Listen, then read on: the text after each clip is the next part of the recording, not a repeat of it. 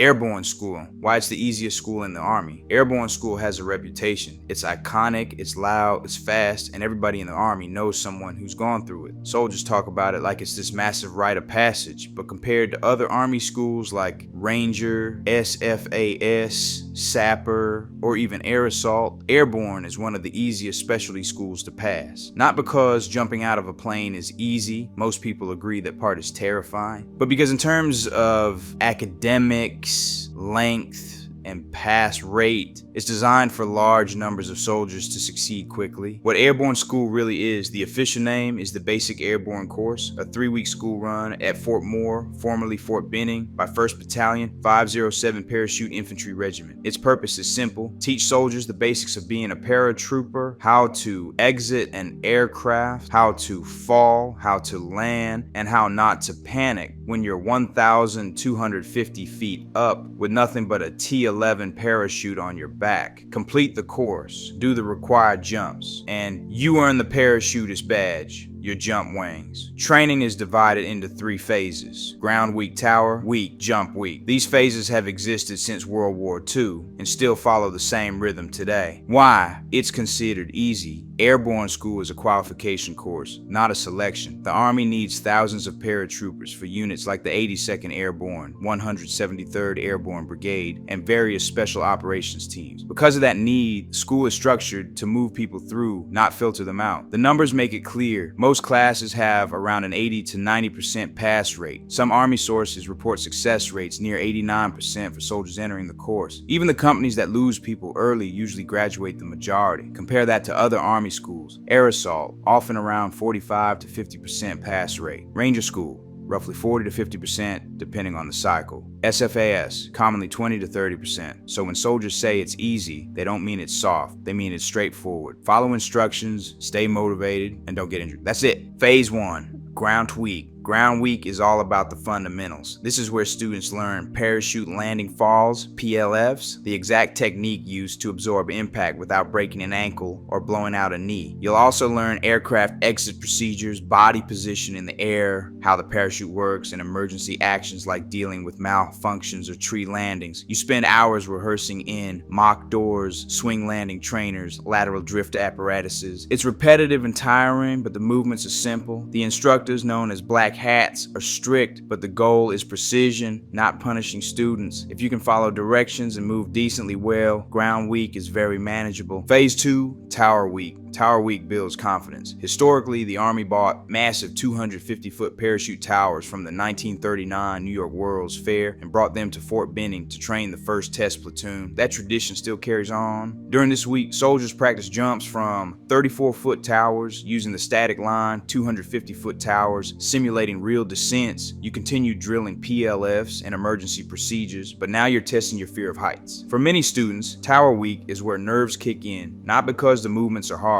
but because standing on a platform with wine blowing in your face makes everything feel real. Still, very few people fail this week because the instructors walk you through every step. Phase 3, jump week. Jump week is the finale. Complete this phase and you're a paratrooper. Each student must complete 5 successful static line jumps from roughly 1,250 feet. One of these jumps is usually at night. Most jumps are from a C-130 or C-17, both packed with dozens of students geared up with T-11 parachutes. Jump week is much more about discipline and staying calm than athleticism. Everything you practiced, hook up, stand in the door, eyes forward, feet together, happens exactly the same way in the aircraft. Once it's your turn, you shuffle forward, leap out, and trust the training. Land safely, avoid major injuries, and you're finished. There's one symbol every paratrooper earns the right to wear, and it's not just the jump wings, it's the maroon beret. Officially adopted in 1981 for airborne units across the Army, the maroon beret became more than just a piece of uniform. It became an identity, a badge of belonging, a visual line between those who jumped and those who didn't. And if you've ever seen a seasoned paratrooper wearing it, you've probably noticed something else. They pull it so low that it almost covers their eyes.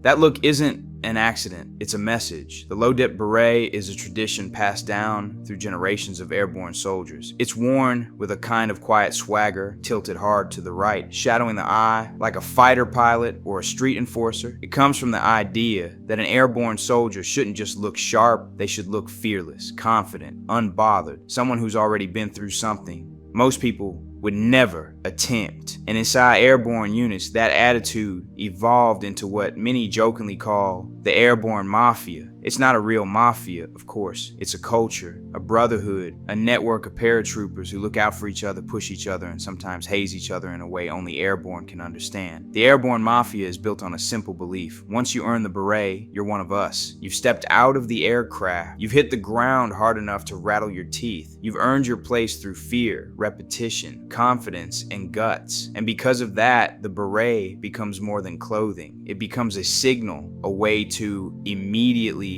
identify who's paid their dues and who hasn't. Within airborne units, the maroon beret carries weight. You walk differently. You're expected to hold yourself to a standard physically and mentally. And that low, almost eye-covering dip of the beret is the final stamp of that legacy. Some soldiers wear it with pride, some wear it out of habit, and some wear it because they know exactly what it represents. A legacy of paratroopers from World War II to today. A subtle flex that says, yeah, I jump out of planes. And a bond strong enough that soldiers started calling it a mafia, one built not on crime, but on commitment. Because once you've stepped out the door of an aircraft at 1,250 feet, you see things differently, and you wear your beret differently too. At the end of the day, Airborne School isn't just about the jumps, the gear, or the training. It's about stepping into a legacy that's been passed down since 1940, one that shaped the 82nd Airborne, the 101st in World War II,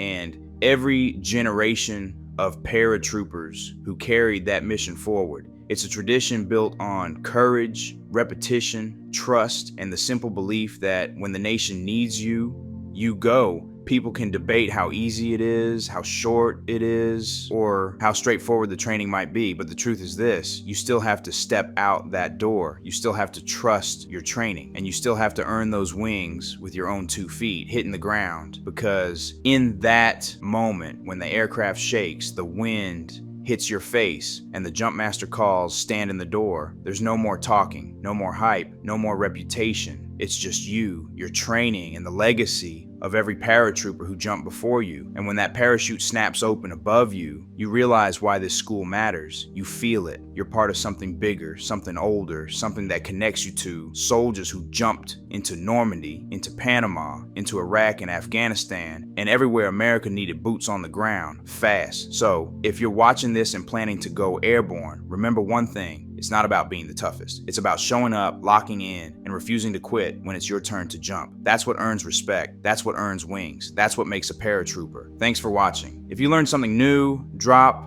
a like, hit subscribe, and comment on what military school or unit you want covered next.